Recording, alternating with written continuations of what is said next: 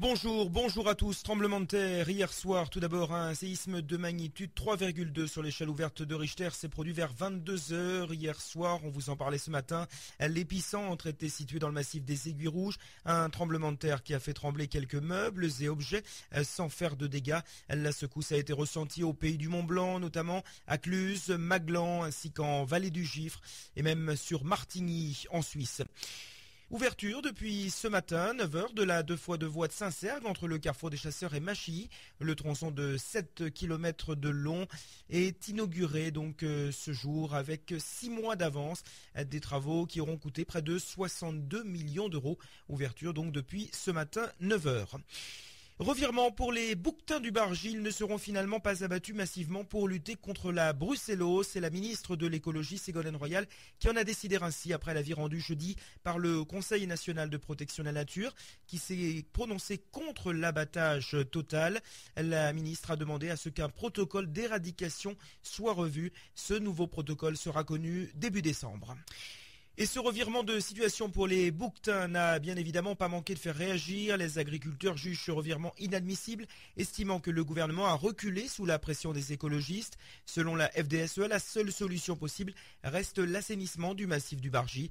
Une position que ne partage pas la FRAPNA. Celle-ci s'est dite satisfaite mais reste vigilante aux préconisations qui seront faites début décembre. Une nouvelle agression ce week-end à Albertville. Les faits se sont produits samedi dans le quartier du Val-des-Roses. 3 individus ont agressé à la gorge un homme d'une trentaine d'années avec un couteau. Ils l'ont également dépouillé de ses affaires. Une agression qui n'est pas sans rappeler celle dont a été victime un pompier volontaire jeudi soir dernier. Bientôt un nouveau défi pour Charles Edrich. Après le passage du nord-ouest à la rame, l'aventurier de Saint-Nicolas-de-Véros veut maintenant traverser le désert d'Atacama au Chili. Un désert qui n'a jamais été traversé en autonomie complète jusqu'à présent.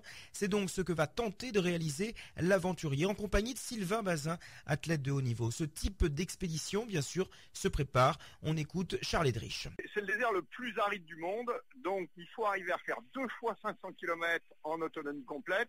En fait, il y a un point d'eau au milieu, un point d'eau naturel, bien entendu. Il faut arriver à avoir avec soi toute l'eau nécessaire pour 500 km.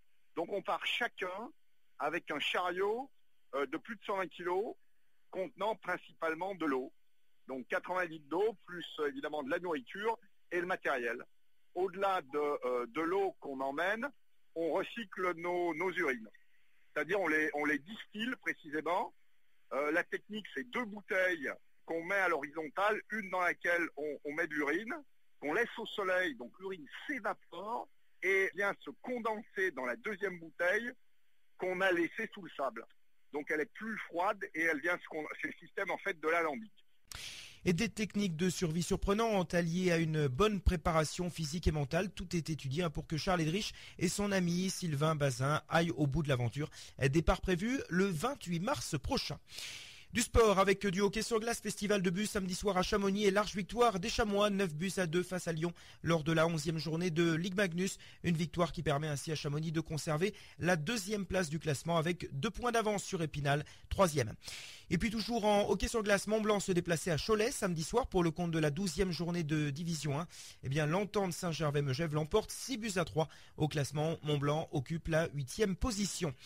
Enfin sur les routes, pour finir, pas de circulation dans le tunnel du Mont-Blanc la nuit prochaine. Des travaux de maintenance sont à réaliser. Le tunnel sera fermé à partir de 22h ce soir et ce jusqu'à 6h demain matin.